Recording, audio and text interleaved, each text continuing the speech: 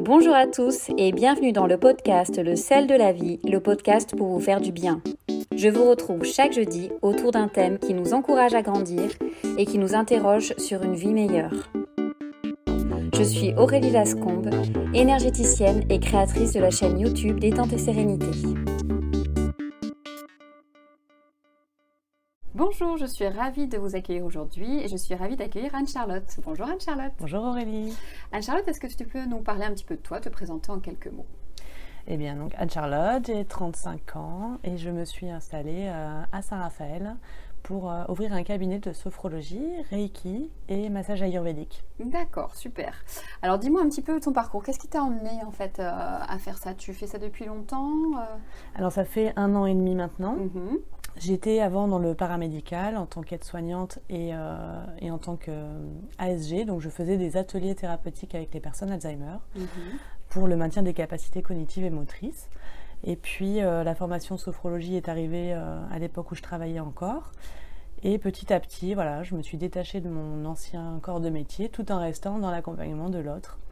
Je me suis formée au Reiki en 2e temps et lorsque j'ai voulu me lancer, je voulais continuer à agrémenter les techniques pour pouvoir mieux prendre en soin la personne qui pouvait se présenter à moi.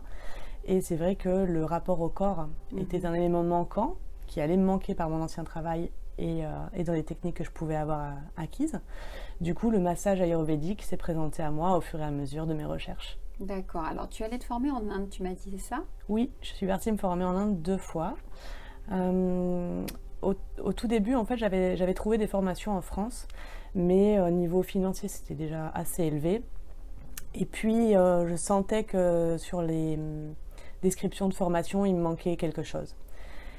J'avais, à cette période-là, l'envie de voyager, et je me suis dit qu'il était possible d'allier les deux. Et du coup, le voyage en Inde s'est vite imposé, et je suis partie me former là-bas, auprès d'une association qui est donc franco-indienne. C'est un couple d'Indiens qui vivent en France 6 mois et 6 mois en Inde et qui proposent donc voilà diverses formations autour du yoga notamment et du massage ayurvédique, l'Abhyanga. D'accord. Alors en quoi ça consiste un massage ayurvédique? Le massage ayurvédique, c'est l'utilisation d'une huile chaude spécifiquement adaptée à la personne selon les critères qu'on peut retrouver en Ayurveda. Et là-bas, ils utilisent des plantes aussi spécifiques. Donc l'huile est chauffée pour permettre aux huiles de mieux pénétrer et d'améliorer les points de détente sur le corps. D'accord, ok. Donc tu fais remplir un bilan, c'est ça, avant la personne pour savoir... Alors pas forcément, parce que les gens, quand ils me contactent, souvent n'ont pas forcément la notion de ce qu'est l'Ayurveda. Donc souvent j'ai un contact avec eux où j'explique un peu le massage, d'où ça vient, l'Ayurveda, l'Inde, cette philosophie. Et parfois, voilà, il arrive que les personnes me demandent ce questionnaire-là que je fournis. Mais c'est dans un 2e temps, parce que c'est plus dans l'idée d'apprendre à se connaître soi à travers l'Ayurveda et donc d'utiliser le massage comme un rituel. Et donc, en effet, le questionnaire pour connaître sa constitution est important derrière. Alors, comment tu fais pour choisir l'huile si tu ne fais pas en fait, le questionnaire d'emblée? Pour choisir, tu vois, quelle plante tu vas utiliser lors du massage? Il y a des critères particuliers? Ouais, alors quand je ne connais pas la personne, j'utilise toujours plus ou moins les mêmes huiles. C'est des huiles qui sont assez neutres et qui conviennent à tout le monde. Ça va dépendre aussi de la saison. Donc c'est vrai qu'en ce moment, j'utilise l'huile de pépins de raisin, mais c'est souvent le sésame, principalement le sésame que j'utilise et qui est recommandé en Ayurveda. D'accord, ok. Donc la personne est allongée. C'est un massage qui se fait avec les mains, avec une partie du corps? Avec les mains. Donc Abhyanga, ça veut dire qu'on passe sur toutes les parties du corps. D'accord. Donc c'est vraiment de la tête aux pieds. Donc c'est vrai que je commence toujours par la tête et je reviens à la tête. Je ferme la boucle. Donc oui, c'est avec les mains, pétrissage, lissage, en fonction des parties du corps. On travaille au niveau des ligaments. Voilà, ça peut être aussi au niveau des points énergétiques qu'on appelle les marmas, les points marmas. Mais ça, je le fais plus au ressenti et en fonction de ce que je vais ressentir moi sous mes mains, des points de tension. D'accord. Et alors, ce type de massage est préconisé pour quel type de problématique? Ça peut être pour tout. Après, c'est bon pour tout ce qui est drainage lymphatique, ça peut être un massage énergisant ou relaxant, ça peut être retrouver une qualité de sommeil et essayer surtout de se réharmoniser d'une manière globale. D'accord, super. Combien de temps ça dure ? Tout est possible. D'accord. Tout est possible. C'est vrai que l'idéal, c'est 1 heure à 1h30 de massage pour pouvoir vraiment entrer dans la détente et relâcher le mental. Parce que c'est souvent aussi ce qui nous fait défaut dans notre vie aujourd'hui. Donc, prendre ce temps-là, mais il est tout à fait possible de faire 20 minutes, 40 minutes, peu importe la demande de la personne. Est-ce que c'est quelque chose que tu préconises de faire régulièrement et à quelle fréquence ? En Inde, c'est rituel. Donc, c'est vraiment quelque chose qui est ancré en Ayurveda, pour ceux qui pratiquent l'Ayurveda, tous les jours, quotidiennement. D'accord. Ici, ce sera plus difficile parce que y a ce côté financier que les gens ne peuvent pas forcément assumer, mais régulièrement, c'est vraiment important pour continuer à réharmoniser le corps et à ce qu'il y ait un maintien sur le long terme. Donc ça peut être une fois tous les 15 jours, une fois par mois, ça peut être une fois tous les 2 mois. La personne le sait et le ressent aussi. D'accord. Ok. Et est-ce que ça se fait aussi sur les enfants, ce genre de pratique ? Oui, j'en ai. J'en ai des enfants. Il n'y a pas forcément d'âge particulier pour commencer le massage. On peut travailler même dès le plus jeune âge avec les nourrissons, avec le massage Shantala. D'accord. Donc tu vas te former à ce massage. Donc je vais me former bientôt sur ce massage-là pour accompagner la femme enceinte. Donc dès son désir de grossesse, comment accompagner l'évolution que peut prendre ce nouveau corps, même au niveau du mental en fait, parce que ça change énormément de choses dans la vie d'une femme que d'avoir un enfant. Et à travers le massage, comment améliorer cet accompagnement-là jusqu'à l'accouchement et créer un autre lien à travers le massage avec son bébé. D'accord. Donc, c'est-à-dire que le massage que tu vas proposer sur les enfants, tu vas en même temps initier la mère pour masser son bébé ? C'est très important, de continuer à créer le lien. Moi, je suis plus le support qui va lui permettre à elle de continuer. C'est super. Ah ouais, génial. Et du coup, alors comment tu arrives à allier un petit peu les différents... Voilà, tu as parlé de sophrologie, tu as parlé de Reiki. Alors, est-ce que pendant un massage, en même temps, si la personne le souhaite, tu peux allier ces techniques-là Oui, ça se fait assez naturellement en fait, parce que quand la personne vient, je ne lui demande pas tout de suite de s'installer sur la table de massage. Je prends toujours le temps de créer un lien avec la personne, déjà que moi je puisse voir à qui j'ai affaire, justement quand on ne connaît pas l'autre et qu'on n'a pas la constitution ayurvédique de l'autre, de repérer des signes physiques. Et puis par l'échange aussi, ça nous donne des indicateurs quand même. Donc ça c'est important. Et puis que l'autre personne aussi en face de moi me connaisse et qu'il y ait cette confiance qui s'installe au fur et à mesure. D'accord, donc là, ça peut aussi être, s'apparenter à un travail de sophrologie par moment. Exactement, parce que souvent ça fait ressortir des traits de personnalité ou des problématiques alors que les gens ne sont pas forcément venus au départ pour parler de ça.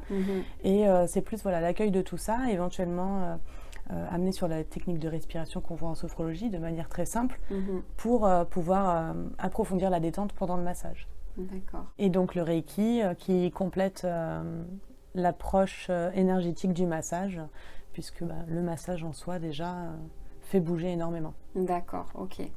Est-ce que les massages sont préconisés pour tous les membres de la famille ? Oui, on travaille, je masse régulièrement des enfants, donc il n'y a pas de préconisation au niveau de l'âge, puisqu'on commence déjà avec le Shantala, qui est le massage du nourrisson. Et donc c'est une formation que tu vas faire, c'est ça que une formation qui arrive très très bientôt, pour accompagner autour de la périnatalité, donc accompagner la femme dès son désir de grossesse à travers le massage et puis quelques conseils ayurvédiques jusqu'à l'accouchement et créer le lien avec son bébé à travers le massage également. D'accord, donc après, tu vas apprendre à la maman à masser son petit, c'est ça ? C'est ça, exactement. Ok, d'accord, super. Oui, donc ça crée une super fusion après. Ok. Est-ce qu'il y a des contre-indications pour un massage ayurvédique ? Pas de contre-indication particulière. Peut-être au niveau de l'huile qui est quand même chauffée, donc s'il y a des risques au niveau phlébite par exemple, on va faire différemment. On ne va pas forcément utiliser l'huile chaude pour le coup. Oui, d'accord, ok. Après un massage, donc on essaye d'en faire régulièrement comme tu disais, si on peut. Tu préconises quelques rituels après le massage ? Quand les personnes viennent me voir, Oui, par exemple, quand elles repartent de ton cabinet, donc boire beaucoup d'eau. boire beaucoup d'eau, voilà. Surtout continuer à drainer au niveau de toutes les toxines qui auront bougé. Mhm. Et puis c'est vrai qu'idéalement, c'est rester au calme, pouvoir profiter au maximum des bénéfices du massage. Mhm. Après, je sais que c'est pas forcément toujours possible. D'accord. Dans Et le concret. l'automassage, alors tu parlais d'automassage, donc... L'automassage fait Ouais. partie des rituels Mhm. en Inde, en Ayurveda. Donc c'est vrai que ici on peut pas forcément non plus parce que on est toujours pressé, toujours voilà, il faut aller au travail, s'occuper de ses enfants, aller à l'école. Mais essayer de faire de l'automassage régulièrement, comme on se fait un masque sur les cheveux, un masque sur le visage, prendre soin de soi. Essayer au moins d'y penser de temps en temps pour voilà, se réhydrater, drainer aussi nous-mêmes la lymphe et voilà. Alors, très techniquement parlant, un automassage, ce serait quoi? Les mains, les pieds? Comment on s'automasse en fait? Ça peut être une partie du corps, mais Ouais. ça peut être tout le corps en fait. D'accord. C'est vrai que par exemple quand je le fais, Mhm. ça va être voilà, utiliser mon huile de sésame que j'aurais fait chauffer au bain-marie, donc, mais ça peut être juste mettre de l'eau chaude dans son évier, faire tremper un peu son huile pour qu'elle soit à meilleure température. Et comme des frictions, en fait, on se frictionne tout le corps, de la tête aux pieds, on peut se masser le cuir chevelu. D'accord. Bon, le cuir chevelu, c'est vrai que c'est toujours mieux de le faire au moins la veille pour pouvoir avoir le temps que ça passe à travers les capillaires. Ok. Mais voilà, rester 10-15 minutes max Mhm. avec cette huile-là un peu chauffée sur le corps. Mhm. Et ensuite, on passe à la douche. Parce que D'accord. c'est pas bon non plus de garder de l'huile trop longtemps. Ok. Ça bouche les pores, ça obstrue. Oui. Donc voilà. Donc l'intérêt de l'huile chaude, on comprend bien que c'est très agréable sur le corps, mais est-ce qu'il y a un intérêt thérapeutique en fait? Pourquoi les massages ayurvédiques se font toujours avec de l'huile chaude? Ça permet aussi de mieux pénétrer la peau D'accord. et d'atteindre du coup les tissus qui sont en dessous. Ok, d'accord. Oh, ça rentre plus en profondeur alors. Exactement. Ok. Alors quand les gens viennent te voir et qu'ils viennent se faire masser, après tu leur préconises une douche aussi en rentrant chez eux? C'est important qu'ils se douchent? Oui, c'est vrai que dans Ouais. l'idéal, garder au moins l'huile un certain temps avant Mhm. de prendre sa douche. Mais c'est vrai que le temps du trajet et Oui. de rester 5-10 minutes à la maison, après on prend sa douche, ça suffit bien largement. Oui. Puisque comme je le disais, pour l'automassage, ne pas garder l'huile non plus trop longtemps, c'est pas bon pour la peau. D'accord. Ça empêche de respirer. D'accord. Et au quotidien, donc des petites habitudes liées à l'Ayurveda. Donc, il y aurait quoi comme petites habitudes quotidiennes à faire? Donc on peut faire ces petites recherches sur Internet autour de la Dinacharya qui propose différentes petites choses à mettre en place. Notamment voilà, l'automassage, boire de l'eau chaude le matin pour réveiller le corps en douceur. Ça peut être des petits exercices de yoga pour se remettre en mouvement. Ça peut être le lavage de nez aussi pour tout ce qui est impureté. Bon, il y a pas mal de choses, donc c'est essayer de trouver les techniques qui nous correspondent au moment où on en est. D'accord. Là-bas, en Inde, c'est vraiment un art de vivre qui est complètement différent du nôtre. C'est beaucoup tourné sur le respect de son corps, c'est ça? Comment tu pourrais décrire ça? Tout le monde ne pratique pas l'Ayurveda en Inde, D'accord. mais c'est vrai que ceux qui sont là-dedans et qui redécouvrent, parce que l'Ayurveda avait été quand même mise de côté pendant bien longtemps, elle est remise au goût du jour aussi là-bas, et d'ailleurs les cliniques sont en pleine expansion et proposent un accompagnement global pour tout le monde et pour les Indiens. Mhm. C'est-à-dire que c'était quelque chose d'ancestral qui a été un peu effacé. Ouais, c'est une médecine ancestrale, elle a plus de 5000 ans, elle était même présente avant la médecine chinoise. La médecine chinoise s'en est inspirée. Et avec les colonisations qu'il y a eu, c'est vrai que les Anglais aussi ont beaucoup écrasé l'Ayurveda et ont fait en sorte que voilà, ce ne soit plus un rituel comme ça l'a été pendant des années, et maintenant ça revient. Ça revient au goût du jour parce qu'ils se rendent compte des bienfaits que ça apporte. C'est important. Se connaître soi-même, comme je disais, c'est une technique globale. Donc se connaître soi par son corps, par son esprit, et puis se soigner en fonction de qui on est. Comprendre quelle était notre constitution à travers les doshas, lors de notre naissance, parce qu'on a cette constitution-là de naissance, mais après, avec les croyances, tout ce qu'on vit au quotidien depuis notre naissance, on évolue, on change, et ça crée des déséquilibres. Donc l'idée, voilà, c'est à travers l'alimentation, le yoga, le massage, entre autres, retrouver l'équilibre et revenir à cette cette constitution de naissance. Le massage fait vraiment nous relier au contact avec le corps. C'est vrai que notre corps, dans notre société actuelle, parfois on l'expose beaucoup, mais en même temps on n'en prend pas beaucoup soin de l'intérieur. Donc ça, c'est vraiment relié en fait. Exactement. Ouais. C'est comme notre voiture. Je veux dire, notre voiture, on remet de l'essence de temps en temps parce qu'il faut bien en mettre pour rouler, mais les révisions aussi. Donc, c'est vraiment important de prendre conscience que notre corps, c'est ce qui nous porte tous les jours. C'est grâce à lui qu'on avance, qu'on fait des choses. Et aujourd'hui, la société nous apprend à prendre soin de nous par le mental, par le psychique, mais pas forcément par le corps.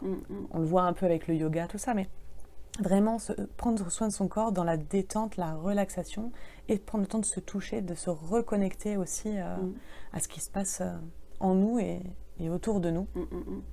Parce que le massage peut aussi se pratiquer à deux. Oui. Donc il y a un échange aussi au niveau du toucher. D'accord. Et pour conclure, qu'est-ce que ça a changé dans ta vie finalement, ces notions? Alors la sophrologie, le reiki, l'ayurveda, qu'est-ce que ça a apporté en toi de différent? Une ouverture sur le monde, je crois. Une ouverture sur les autres. Une ouverture sur moi déjà d'abord, parce que c'était quand même ça au départ.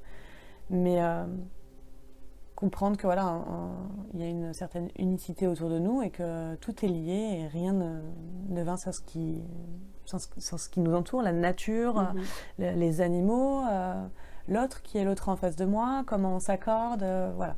La sophrologie, le reiki et le massage m'ont permis de continuer vers ce chemin-là en tout cas, qui n'est, je pense, pas terminé. D'accord, ok, très bien. Super, merci beaucoup. Merci Aurélie.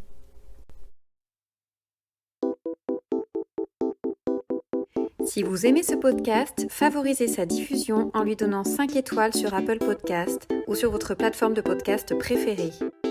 Et surtout, abonnez-vous pour suivre tous les épisodes gratuitement.